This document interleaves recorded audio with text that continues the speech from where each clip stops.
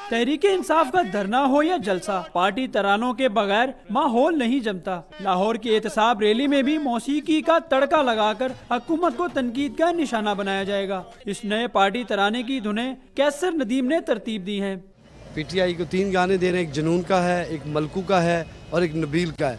और एक गाना तो मियाँ साहब को बड़ा पसंद आएगा, उसके मैं बोल आपको कुछ सुना देता हूँ। हुकूमत ले डूबी हाय हाय, हुकूमत ले डूबी हाय हाय, हुकूमत ले डूबी।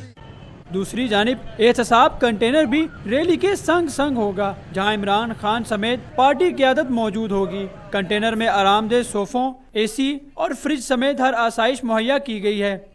तब्दील तो कुछ नहीं हुआ है, ये सिर्फ अपना एसी वगैरह लगे हैं या पेंट शेंट हुआ है, बाकी वो सारी जो ज़रूरत की चीज़ें हैं वो रखी गई हैं इसके अंदर। उधर इमरान खान के कंटेनर पर 40 जबकि अहम शाहराहों पर बड़ी तादाद में स्पीकर नस्ब कर दिए गए हैं।